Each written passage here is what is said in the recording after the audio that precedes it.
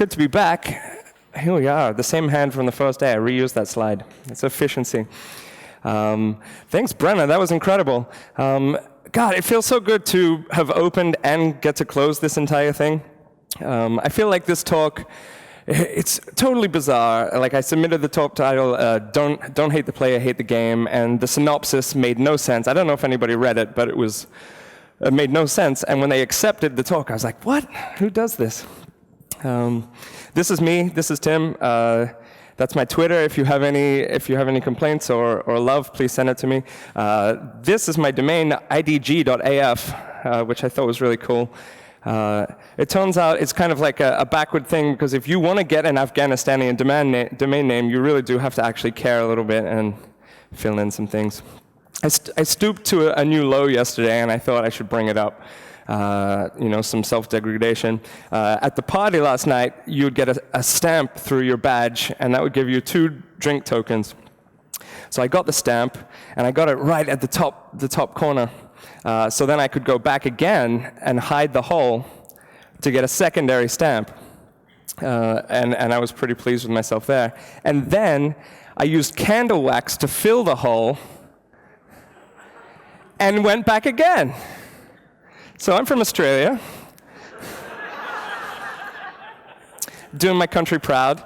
And Australia's really like a laid-back place. Apart from our rampant alcoholism, we're kind of like a relaxed people, and a lot of this kind of behavior has kind of come out in my work and has come out in my opinions of things. I feel like I should also preface this in that I am a respected member of society and do have a job, because it only goes down from here for us. This is the Australia you might know, the shrimp on the barbie. It's not so real. But this is the Australia that I know. This is a screenshot of the internet speed that I took at my mom's house 3 months ago. 0.08. It was ludicrously bad. You might wonder how this page even loaded, and it just took a really, really long time. But we need service workers, all of Australia. And so kind of when you have this kind of weird internet space, you start to spend your time building things that don't really make sense. I like this slide. If you want to take a picture right now, it's kind of like I'm flipping everyone off. The average time on the site, you move your mouse up and down and it gives you the finger, is a minute. And it's not just me, it's like millions of people. So I don't know if they're like, is there something else to it? Am I missing something here? It doesn't matter. So I thought one day I'd go out and fix the internet problem in Australia. So I made this NPM module. Whoa, let's see if it loads. I do have it on another slide just in case. I know, I've got it over here. I made this NPM module called The Internet, and it requires over 2,000 other modules, which then require other things, and it's just basically everything. And you can't build it, it'll ruin your life. But I tried to submit it to the NPM registry, and I got this thing back saying, too many dependencies, please be less ridiculous. And it really kind of stuck with me because, first of all, don't tell me what to do. And second of all, I'm going to just do some more ridiculous stuff. And I kind of thought like that whole, it did load in the end, that whole kind of idea of being ridiculous, here's on a big slide, being ridiculous and being sensible all the time with our code is such a weird kind of concept to me. I love building ridiculous things. This is a website that I built, a library that I built, and you kind of scroll down to the bottom of the page, and when you click to the button to go to the top, oh no, do we have the sound? We're going to do it again. You get elevator music. And a nice, slow, gradual scroll to the top. And I kind of built this one night, just out of the blue, thinking about elevators, and it kind of blew up after a while, and it was kind of on Hacker News. It was all the kind of places that you don't want your joke project to be, you want your real stuff to be. But what's even more ridiculous about this is this email that I got. Dear, it's from China, so it's a little bit broken. We are manufacturer and exporter of elevator and escalator in China. Our products have been installed and running well in Middle East, Southern America, and Southern Asia. I'm happy to know you are dealing with the elevator and escalator in your country. Somehow, the projects that I'm making is connecting me to this strange spam world that also doesn't make sense. Like, they weren't selling anything, they were just pleased that I was in the escalator business. I'm like, thank you. You know, I replied because I wanted to see where this would go, and it went nowhere. It was a dead end. This is another random library I built. I built like a lot of these things. I'm only going to show a couple. It's a library called bluescreenofdeath.js, and you include it on your page, and whenever any error, any JavaScript error at all happens, it completely tears the DOM out of the page and screws with your console, so you can't really debug it at all. Because dev tools were getting a little bit too good, and obviously I can cause the error. And you can kind of see here, if I open the console, it's spamming it, and it's kind of annoying. It actually is really annoying. Yes. And lo and behold, hi Timothy, I'm looking to get script for blue screen of death error. Would you be able to help? I'm like, it's open source, it's fine. We need regular business on this with updated scripts weekly. Kindly advise if you can help it and what costs. I also replied to this because I was genuinely interested in where they came from and what they wanted. Made no sense to me. Again, just kind of another weird, like, spammy dead end. And these things are so kind of ridiculous and weird that I'm drawn to them massively. I'm kind of interested in what's happening there. So the other day I got an email, and it was from a recruiter. Hi, Tina. I'm a headhunter I took out the company. I'm a specialist in recruiting for senior technical positions, I'm like, oh, thank you, for banks and other financial institutions. Since you look like a total rock star, I want to reach out to you and introduce my services. My service is free to candidates, and I'm very discreet with your information. I highlighted the red flags, the first one being my name is wrong. Headhunter doesn't sound really great. Specialist in recruiting, rock star, we all avoid these terms. They're very discreet with my information. I found like a very particularly odd thing as well. Like they're kind of like a hitman. Maybe it was a real, I don't fully understand. And I really get kind of annoyed when I get this type of recruiting, the type which is completely unhuman. It's a bot has sent me this, almost certainly. And recruiting is a human process. You want to talk to the people. You want to find out what they're like. You want to find out if they're going to fit into this company. And so this was kind of like my thoughts after this. I was kind of dejected and upset and confused.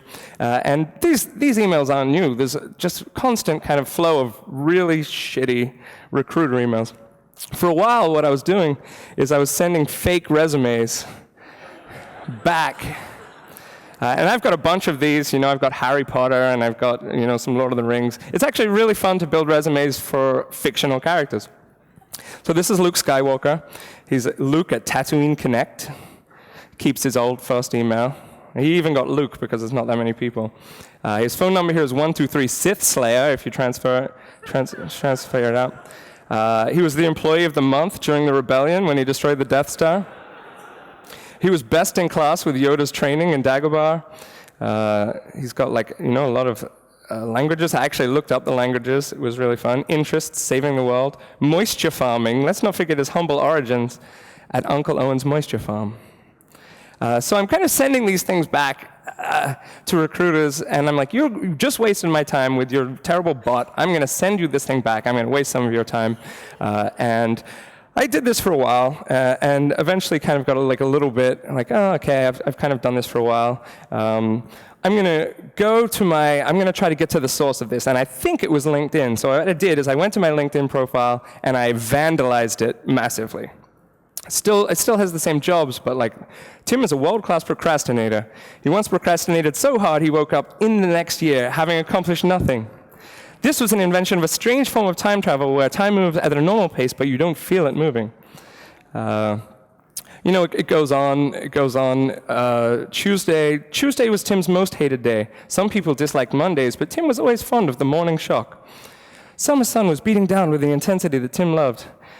I don't know. I talk about the secret life of Alex Mack. There's an artist impression.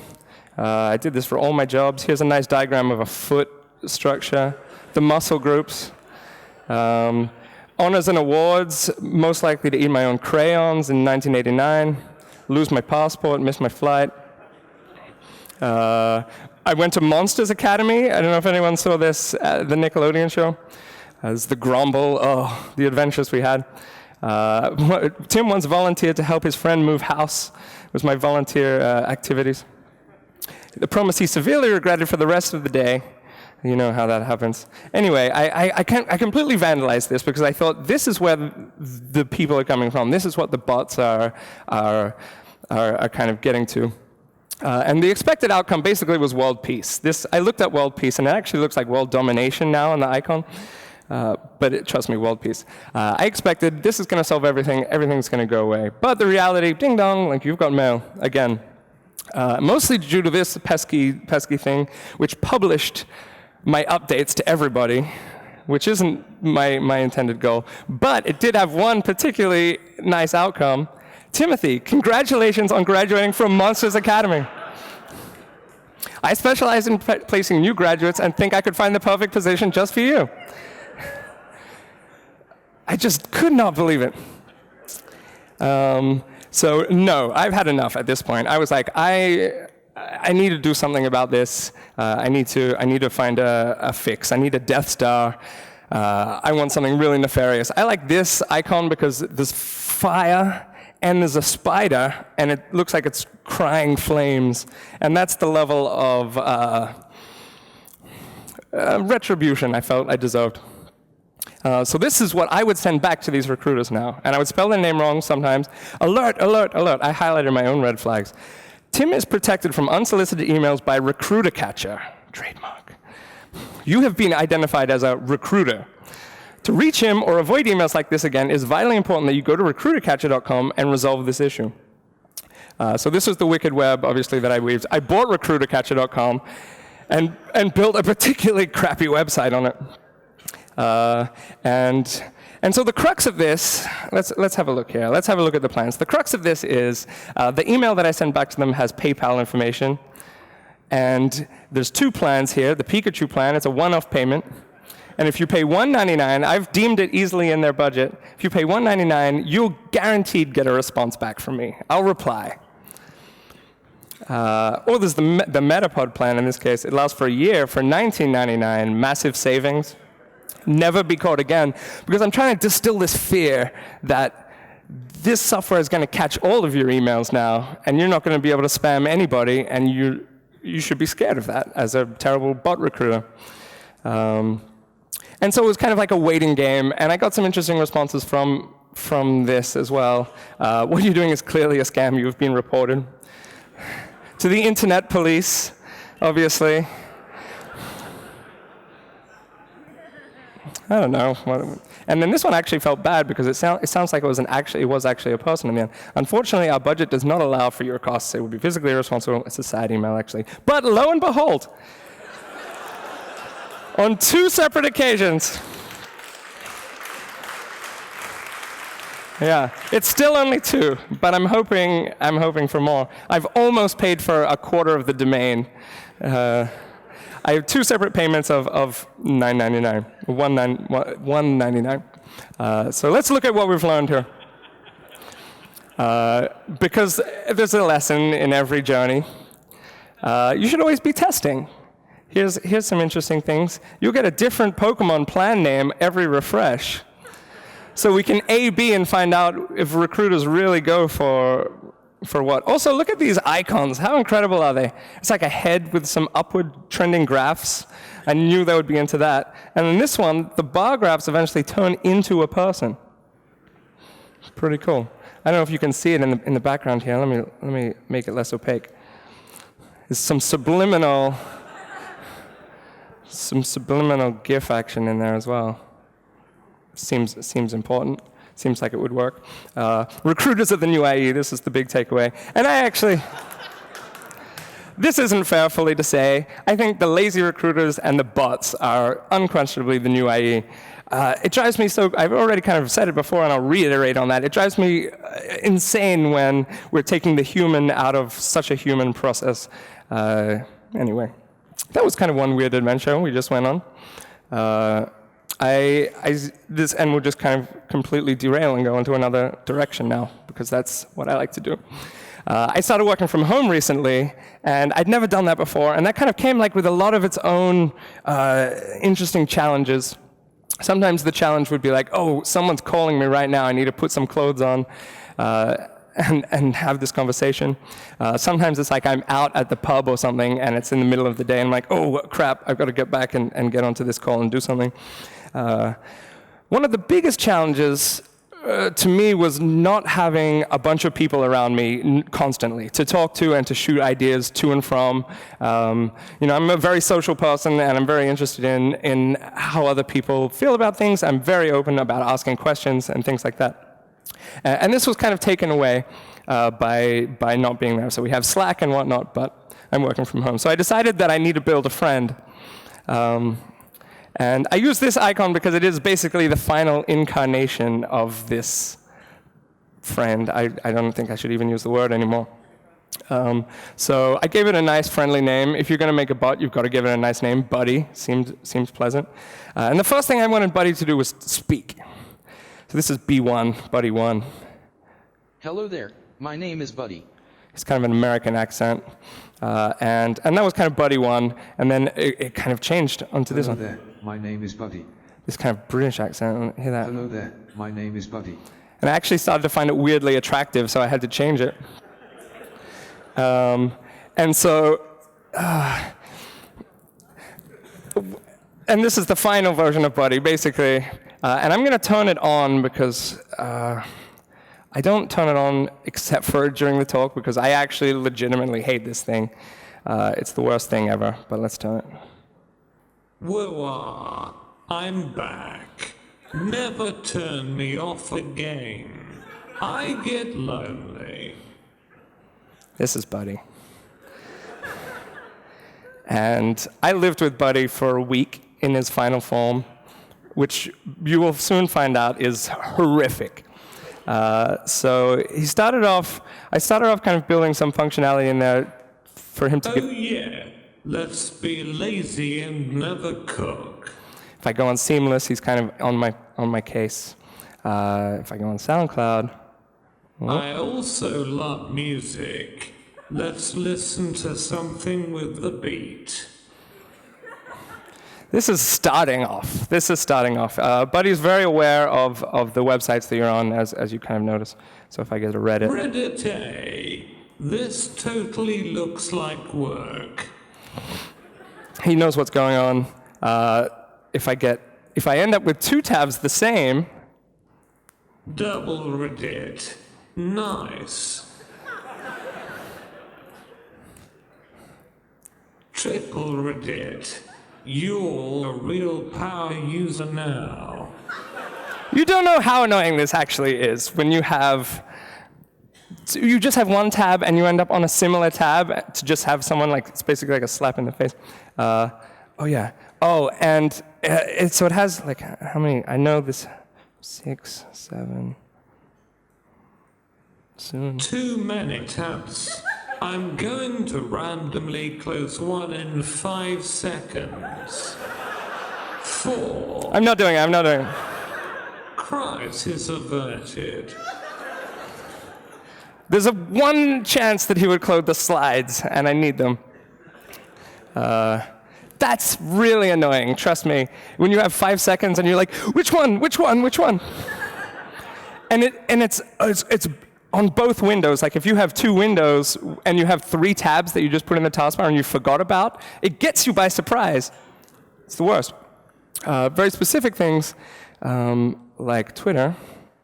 Let's say something profound in less than 140 characters. Is he annoying you yet? Because I hate him. Having a great time at Front Trends Warsaw. Let me read that back for you. Having a great time at Front Trends Warsaw. Good one, Tim. Maybe your best work. That's pretty annoying. He didn't sound so excited either. I had an exclamation point and everything. Very specific. Sometimes he says kind of oddly profound things. If you're over 30, you were alive before every dog in the world. That's actually depressing, not profound. I'm sorry about that. So I kind of built out this architecture for Buddy, and it was enjoyable, but at the same time, when you're building something for yourself, you kind of know every aspect of it, and you know it inside out, and that's a good thing for your product or for your company, but at the same time, you lose some of the surprise and delight that I like to build, particularly. I'll build something and maybe one person will find it, like Easter eggs on CodePen. Somebody will find it at one random point when I've totally forgotten, and they'll be like, oh my god, this was really, really nice. And you kind of lose that when you're building your own thing. So I kind of was at this crossroads, and what I did is I went to a few friends of mine and was like, I'm going to give you access to this repository. It's private, and you can do whatever you want, and then every morning it's going to be compiled and it's going to be running in my Chrome. And I'm going to give you a week, and then I'm going to have it for a week. And they can kind of mess with me in any way, which is like a scary kind of thought. And I was like, oh, I wonder what really nice, friendly things they will do. Completely the opposite, which is where my massive distrust and hate for Buddy comes from. If you try to go to a YouTube video... Tim, I'll never give you up. Every YouTube video. Every single one. And they know me, of course, so like Stack Overflow, Express Exchange. So Stack Overflow has been taken away from me, which is one of the most frustrating things. I ended up using incognito windows to look at Stack Overflow, which is the opposite of what incognito windows are used for. But, they have a use. Oh yeah.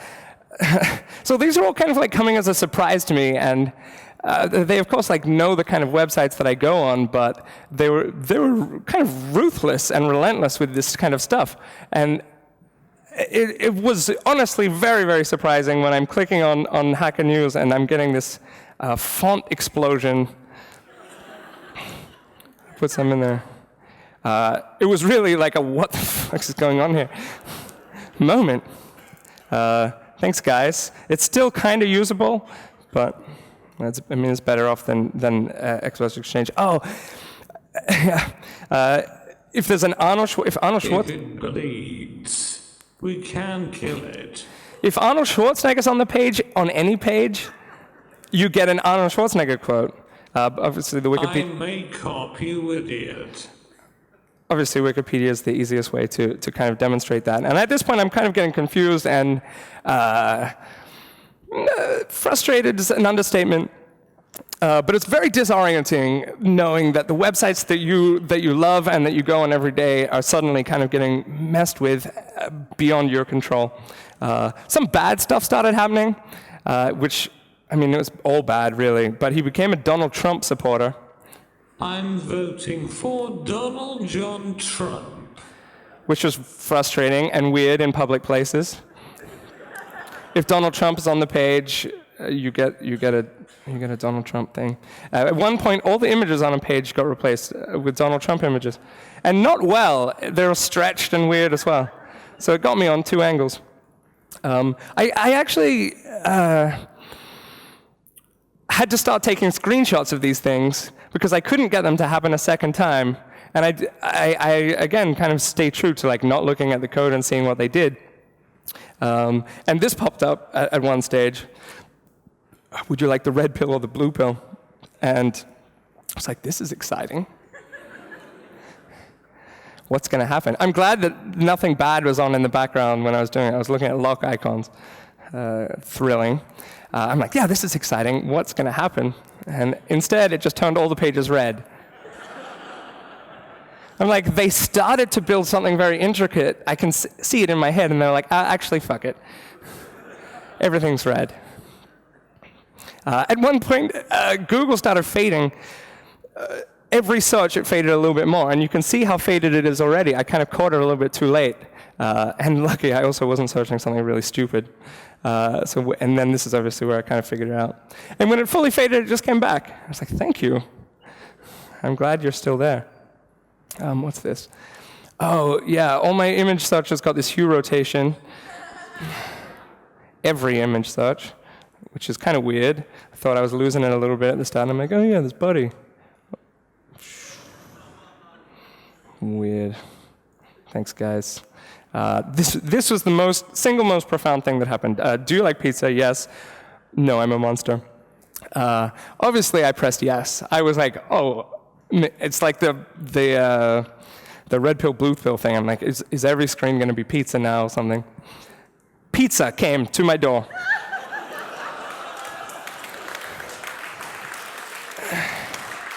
I had to take a picture of the guy, and I'm like socially awkward about this. And it's also New York, so when someone's ringing your buzzer, I'm like, no, I'm not. I didn't order anything. Pizza. It was pepperoni. It was really nice. There's the guy looking really confused at me. He's like the classic pizza delivery man, actually. This popped up. Do you want to play a game? I actually said no. I was like in the middle of doing some stuff, and I was like, this is no, not for me. I'm actually reading Reddit, so either way, I press no. So that's Buddy. Oh, I'm going to turn it off. I don't want anything else to happen. Yes. It's like an audible sigh of relief then. So let's see kind of what we learned here. Obviously, there's a lesson in every adventure. Cross-site scripting is scary. I kind of gave them access to mess with any website that they wanted, and thankfully my Gmail remained safe. But it's a kind of scary thought, but it's also kind of like an exhilarating thought. So I'm always like a little bit more sensible now. And bots are really fun. Like the thing about this, apart from the surprise and delight that was kind of awkwardly great, there's also kind of this interaction happening that was kind of cool if it was useful. So it's like, it's got the 50% there. If Buddy was saying like, oh, Tim, don't forget your umbrella or something like that, I would probably have been more of a fan. But instead I got the opposite. So I just want to look at the big takeaways here. The biggest thing that I kind of really want to say is that creativity is a massive motivator. When you're building something, if you have even the tiniest little bit of creative leeway, both in the direction and structure of the code that you're building, but also in the final product and what you're hoping to achieve, when you have this, you're motivated. You're ready to go. You want to add something. You want to change things. You want to experiment a little bit. Even the tiniest little bit of leeway is fantastic. And these kind of things that we build, it's not a fixed structure. It's like a fluid process. What you think you're building at the start and what you end up with at the end is the result of everything that you did in the middle. And all of those things, especially when you have some leeway to be creative, can change and alter the final product. I didn't expect Buddy to turn out to be a massive buzzkill and the worst thing in the world. But I was able to kind of experience this through the steps. And the same with the recruiters, This was like a pet peeve, and I'm getting a little bit annoyed about it, but once you kind of start to go on this journey and take step by step by step and see the little pieces kind of fall into place, it's just like a massive journey, and you shouldn't really kind of come into these things fixed in your head as to how it's going to be and what the outcome's going to be. So that's it. That's me. It was not too bad. Please tweet me, email me, come and talk to me after this. Thank you.